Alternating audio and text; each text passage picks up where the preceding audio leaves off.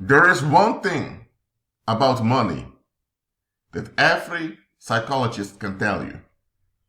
Money reveals what people want. And it's not just psychologists that are aware of this.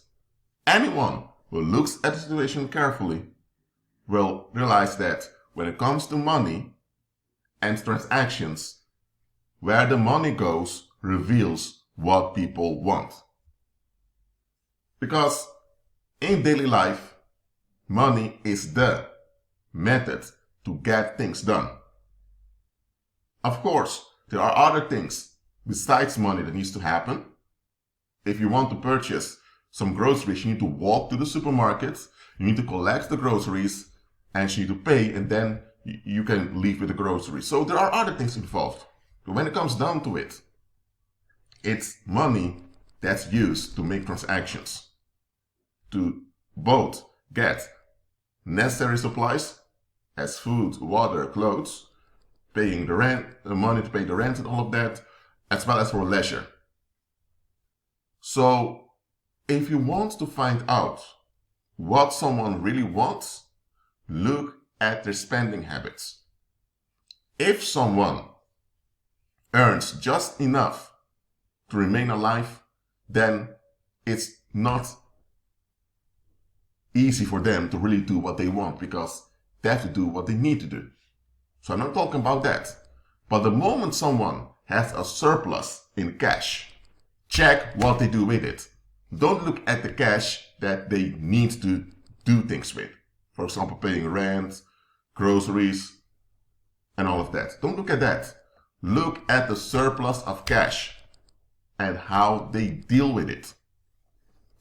For example, if you have someone that donates 10 euros each month to charity, now that means that they're willing to lose 10 euros. Okay? Or else they wouldn't be doing it. But let's think that the same individual refuses to spend on their relatives that are in need. Hold on a minute.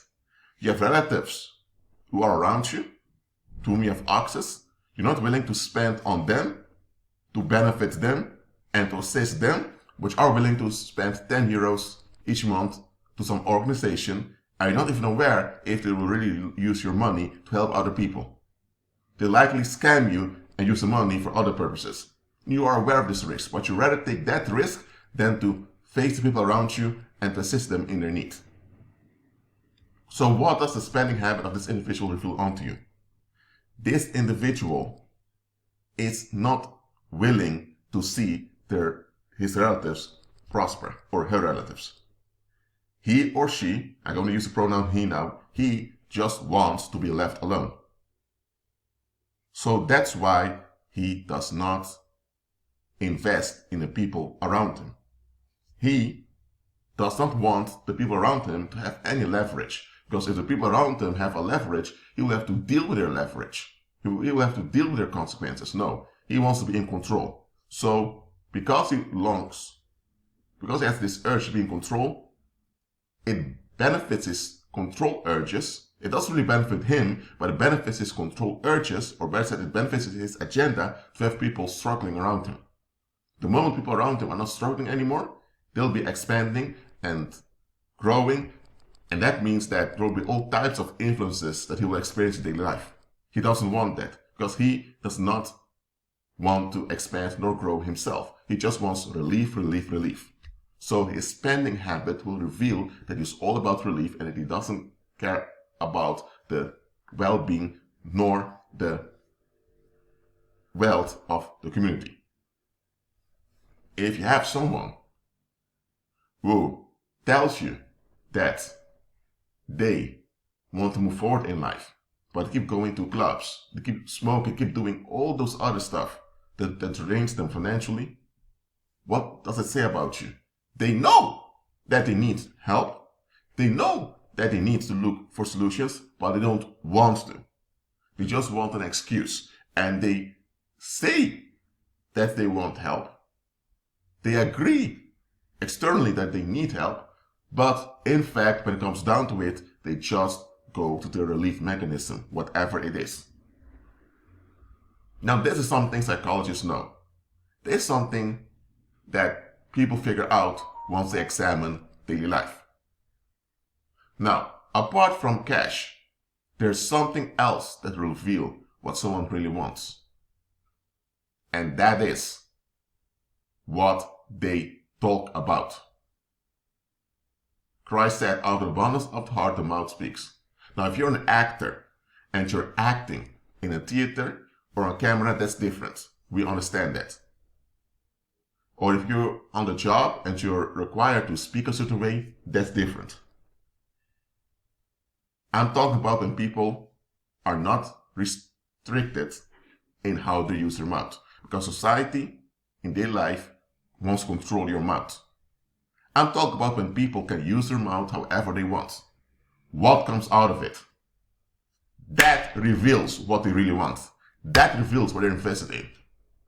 Someone may be very polite towards foreigners at a job because he knows if he expresses his xenophobic tendencies towards those foreigners, he may lose his job.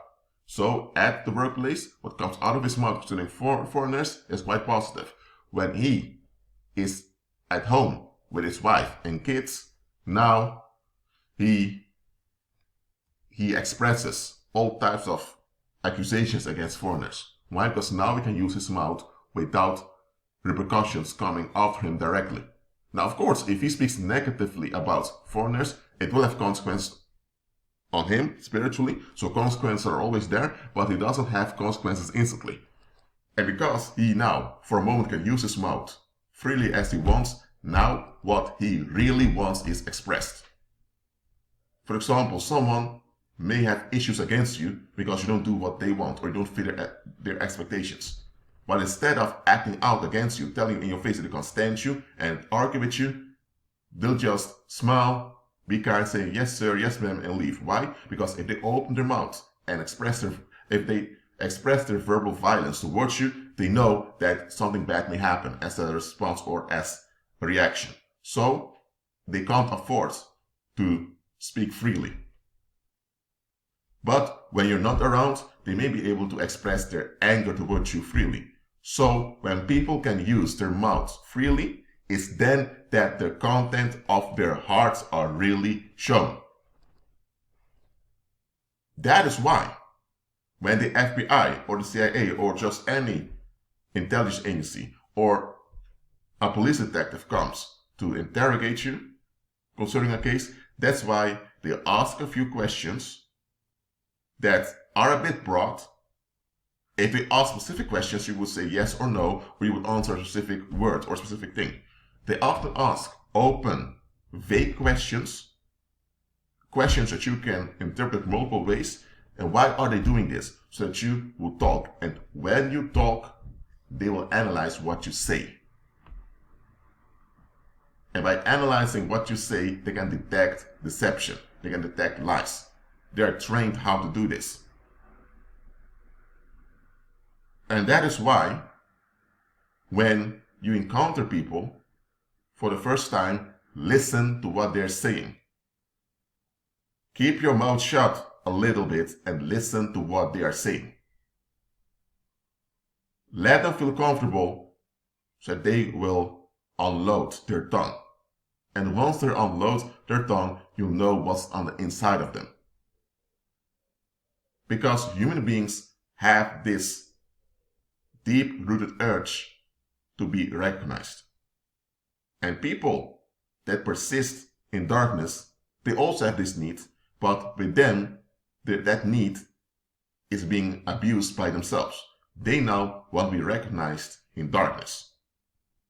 Instead of recognizing that they need to be delivered, they persist in misery and only want that misery to be validated because they identify with the misery. So if you encounter such an individual and just allow them to unload their tongues, to unload his or her tongue, what happens is that sooner or later, they will tell themselves. Without them being aware of it, they will reveal what they really are.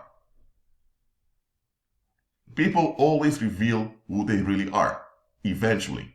In the beginning, they may put on a front, they may wear a social mask, but even when they wear a social mask, you realize that it's not genuine.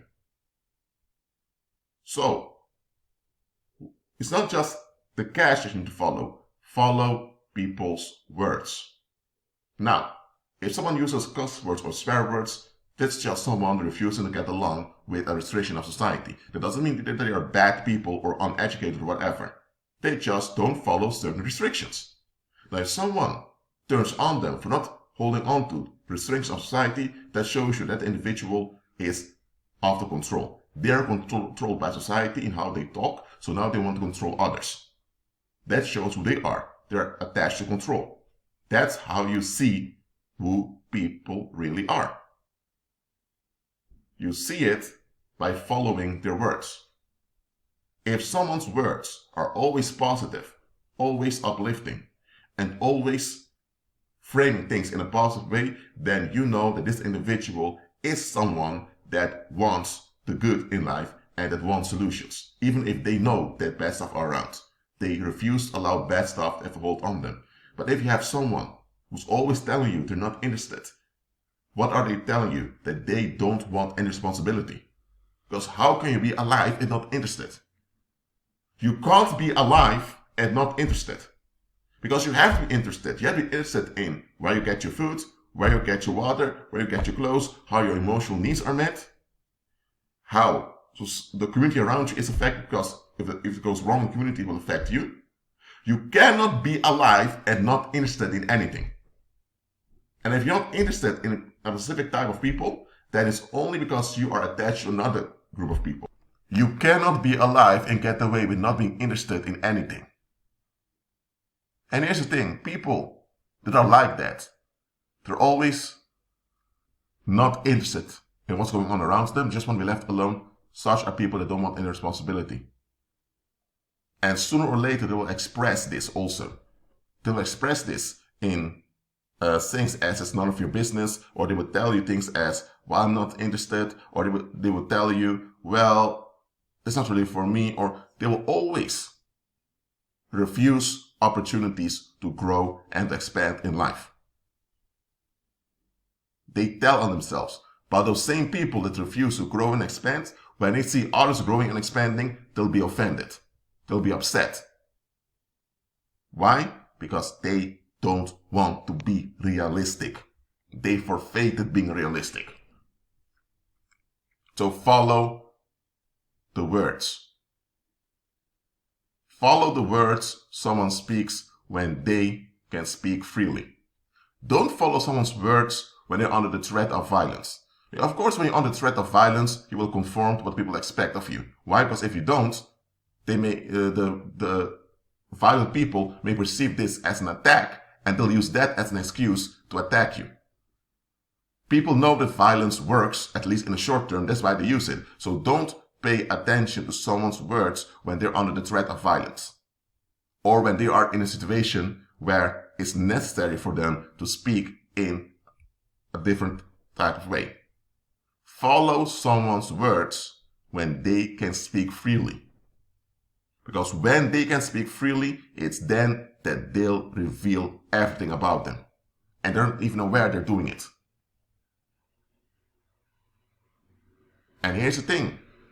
When people hold on to darkness, when people don't want to reflect on themselves, and they can speak freely, they'll accurse themselves. And while they're doing this, they want you to agree with their curses. Why? Because when you agree with their curses, you're now in misery together with them. And if you don't agree with their curses, now they are under full attack. Now they are targeting you. Now they're persecuting and afflicting you. Because you refuse to validate one of their unexamined expectations. So, that is why the best way to figure out who someone really is to give them a little leverage, not too much, just give them a little leverage so they can express themselves without instant consequences for their behavior. And when you do this, just sit back and see what happens. If someone is traumatized, it will be revealed that they need to process things. If someone is narcissistic, it will be revealed also. If someone is realistic, it will also be revealed. In the world, people don't want to be real. That's why they use violence to control each other. We as believers, we're smarter than this. If believers would use violence to keep other human beings in check, we will be doing the same thing the world is doing. And we will get the same results. Namely, people will conform externally, but over time, it will be much energetic pollution and a lot of issues to deal with. So we as believers, we don't use violence to keep people in check. We use the power. And the power of the Holy Spirit will force people to show what they really are. And once they've shown by their own efforts who they really are, they can never blame you anymore. But when you use violence, they will conform, at least externally, and they can use the fact that you've used violence against them to blackmail you and to play the victim. And that is what the world is dealing with over and over again. That's why we believers, we do force people to comply with justice, because don't get this twisted. Christ never told us that we have to leave people alone so they can sin at ease. Christ never told us that evildoers have the right to choose evil and we have to leave them alone once they've chosen evil. Christ never said that. Yes, we do force the rest of the human population to comply with justice. That's what walking by faith is. Walk by faith is that you shut down evil around you. And because you shut down evil, people's option to seek relief is shut down. So now they have no choice but to comply with justice. They'll make themselves insane and they'll perish. So we do force people to comply with justice. We just don't use violence to do it. Because in the world, they claim that it's justice that they want, but it's really self-righteous relief seeking. That's why they need violence, because that's the only thing that will work if you want self-righteous relief seeking. Now, we don't have self-righteous relief seeking, we have real justice. And because of that, we use power. And because the power is real, it's authentic, and it comes from God himself, who cannot be defeated, there is no violence that can succeed against the power of the Holy Spirit. So once you walk in the power of the Holy Spirit, you will achieve far better than if you use violence. Violence works, but only for a short while. That's why the world remains in this loop of negativity. We as believers, we are delivered from the loop of negativity. That's why when we deal with other people, we don't just follow their cash. Because to follow their cash, you may need authorization to check on their bank accounts and all of that, and you may not be able to get that. So you don't have to check their cash flow. Check their words when they can speak freely. Because whatever they establish when they can speak freely is what they stand for, and it is what they contribute to the rest of the human species. So that's why in the world, when they tell you that you need to believe people when they show who they are, they're telling you facts. The phrase, when people show you who they are, believe them, is true. When will people show you who they are? When they can speak freely. When they can speak freely, they'll show you who they are. It's just how the human being is. The human being cannot operate with a social mask 24/7. It's too exhausting. It's mentally draining. It's draining you mentally, and because of that, they need holidays where they can speak freely and act freely. Look at this. First, they want to speak freely, and once they're comfortable speaking freely, they will act freely. That is why in the world, there is this obsession with respect in how people talk to you or speak about you. Why? Because once you are comfortable expressing how you feel about something or someone, the next step is to act freely on how you think and feel.